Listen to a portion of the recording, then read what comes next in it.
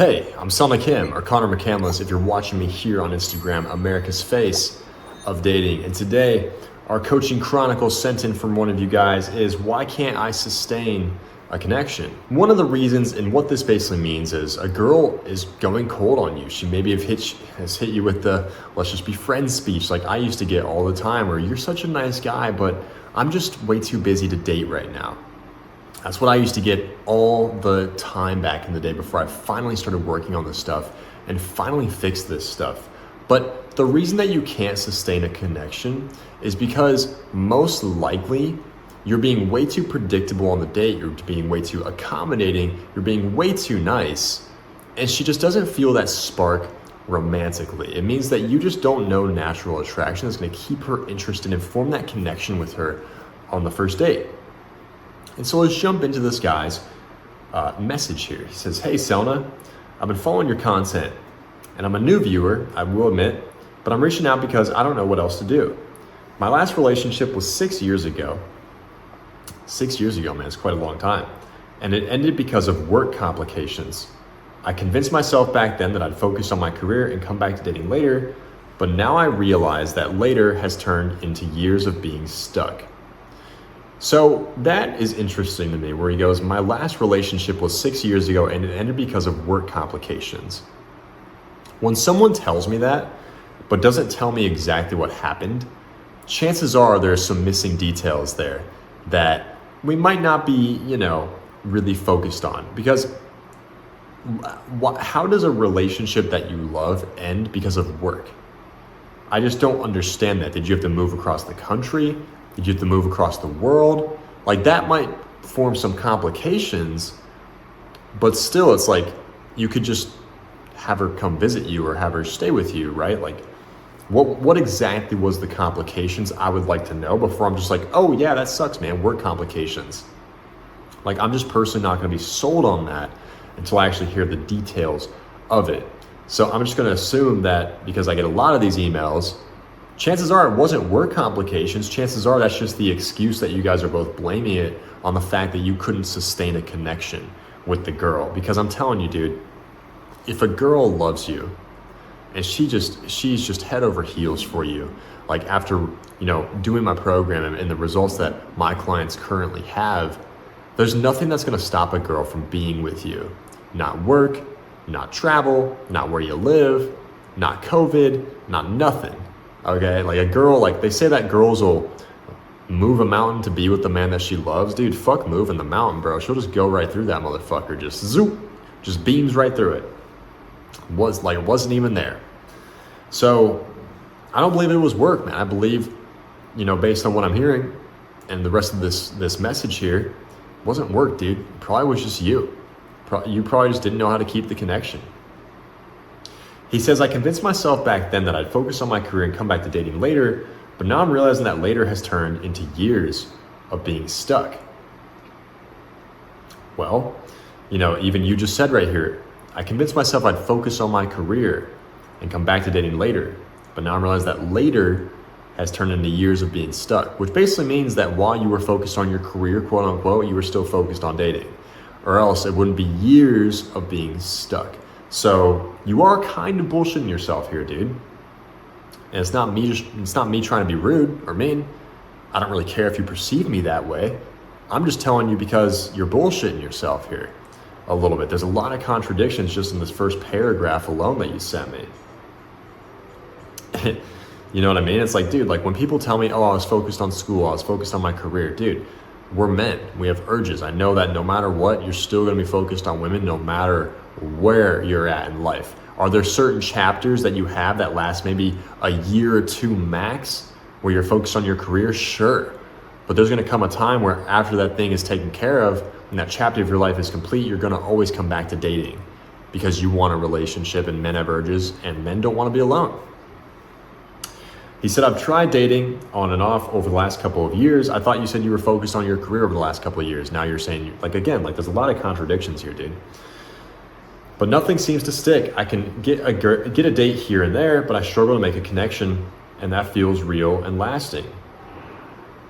My conversations either fizzle out or just don't seem to spark anything meaningful, he says. I mean, that's probably what happened instead of blaming it on work. That's probably what happened with why your last relationship ended here, dude. And again, it's my job to get you guys out of your own way so you can see how you guys are bullshitting yourself so you guys can fix it. Even Einstein said, dude, he's like, insanity is doing the same thing over and over again, expecting what? Different result. It's like you're doing the same thing here, bullshitting yourself again, expecting results to change, but at least you're doing something about it now. At least you're changing something about your process. You're actually seeking help because you realize the problem. Einstein also said, he said, if I were given 60 minutes to solve a problem, I would spend the first 55 minutes figuring out what the problem even is to begin with, and the last 5 minutes just plugging in the right solution for that problem because I figured out what the problem is. Being problem aware is so much more important than being solution aware. Because once you're problem aware, you know exactly what to plug in to solve the problem. You now have a super clear answer on what to do to solve it. He says, I'm ready for a long-term relationship, something deep and genuine with someone who shares my values, but I'm starting to wonder if I've been out of the game too long to figure this out on my own. I mean, these skills are kind of like riding a bike, dude. Like, they never really go away once you know what to do and once you know the right process. It's the same thing as riding a bike, dude. When you know how to ride a bike, when you first started learning, you crashed and burned, you probably got scars on your knees from it, like I do. But I haven't ridden a bike in probably like 2 years. But I could hop on one today and know exactly what to do. Because like once you learn the skills, they never go away. So chances are if you're just like, oh yeah, I've been out of the game for too long, maybe that's true, maybe you're a little rusty, but chances are before that you probably never had the skills anyways because a girl and you guys broke up because of work, AKA you didn't have the skills then, so that's why she left most likely, or that's why you guys broke up, because you didn't have the skills. That's why it's so important to learn this fully 100%, because once you have the skills, not only can you date the woman of your dreams or the woman of your dreams, but you can be in a relationship with her and you know how to handle the relationship. And this goes into your long-term relationships. You don't have to be 40 years old like some of my clients and come back to me being like, hey man, I went through a divorce because I didn't know this. And you know how much a divorce costs? More than you would think. Because I've seen my dad go through 5 of them throughout my entire life. And that's like probably a lot of my inheritance down the drain to divorces. So, you know, they cost a fuckload, dude. Lawyers cost a lot. To send like one fucking email is like $100, dude. It's ridiculous, bro. It's ridiculous. And they love it, man. They juice it, they milk it. They love that shit. They're like, oh, you want to send an email? Pfft, right on the billables, no problem. So dude, what costs more? A divorce fee, not knowing this stuff, or just paying what? $5,000 for a coaching program like mine? You can even break that up with our platforms to like as little as like $150 a month right now, dude. Like if you can't invest $150 into your dating life, you don't really deserve a quality relationship, to be honest. But we're jumping the gun just a little bit because I just want to go on a small rant for you guys to understand the cost of not knowing this, and the benefits is that you can pass this down to your children, and your children get to grow up in a happy, healthy family. That's what I always wanted. The reason I got into coaching is because I just wanted to reduce the divorce rate by 1% worldwide. If I could do that, I did my mission. Because you know what 1%, like decreasing 1% of divorce rates worldwide, you know what that means? That means millions of relationships have been saved, and millions of families have been saved, and millions of children don't have to go through what I went through growing up in a fucking shelter because my parents had domestic disturbances like every single week, and the cops came, pulled us out, put us in a shelter. I grew up a lot of my childhood in a shelter. That's why I'm doing this, is because if I can help the world just 1%, dude, that's fucking small. But if I can just do that, you know how many families I just saved? A lot, millions. I'll die a happy man. Because that's my mission in life, that's my purpose. And hey, maybe you can be one more watching. Maybe you can join my program, start working with me so you can fix it. Because I'd hate to see you guys go through this again and you go through another long-term relationship and it ends because of work, quote unquote, aka not work at all. And then your children don't know this because you don't know this, and they go through the cycle. You know, this is an investment not only into yourself, but into your relationship.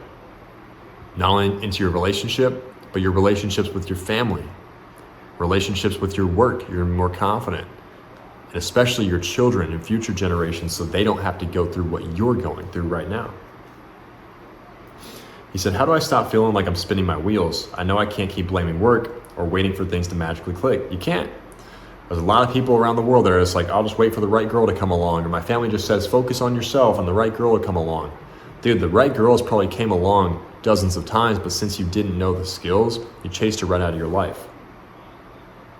You can't keep blaming work either. Okay, like, oh yeah, I need to work harder. I need to get more advances in my career, then I can focus on dating. Dude, like, when is enough, dude? Like, how, like this is just self-abuse at this point.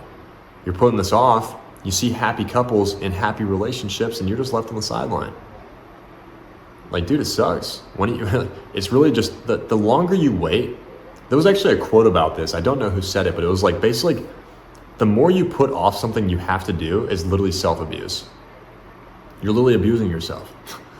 Because you are basically prolonging your pain of it being solved. And like, when I heard that, I was like, holy fuck, dude, like, I gotta change my life. It's like, why am I disrespecting myself, abusing myself? I gotta work on this now, bro. He said, do you think your program could help me actually build that connection I've been missing? Dude, 100%. That'd be easy as fuck, man. We could probably solve a lot of your problems in the first 3 days of the program.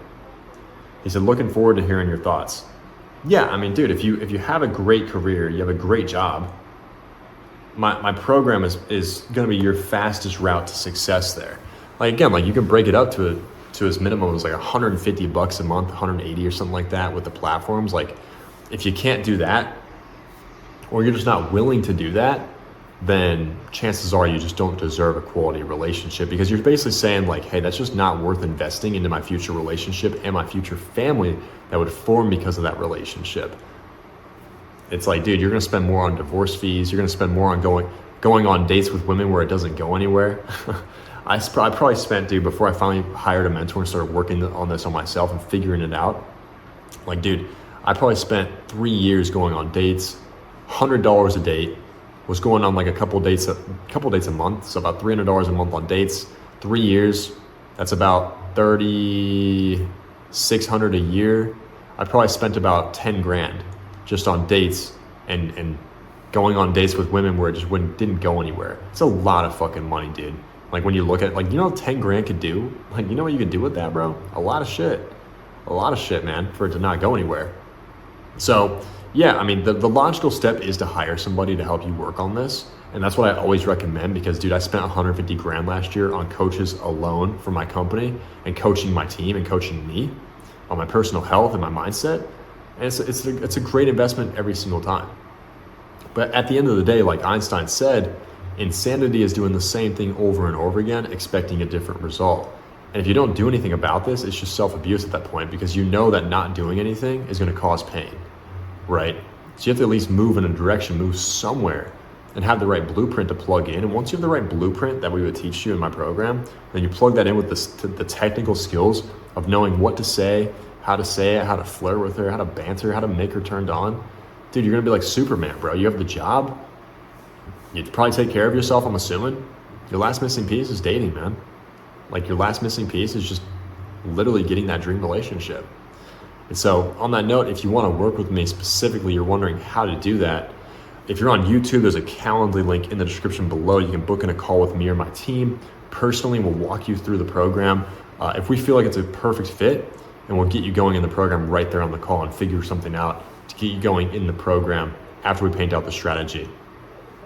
The second part, if you're on Instagram, what you'd want to do is you can comment a fire emoji on this video. So just comment like a fire emoji, and that tells me that you watched this video all the way through. And so I'll reach out to you personally on my Instagram. Don't tell anybody, because I don't want people just be spamming fire emojis on this video.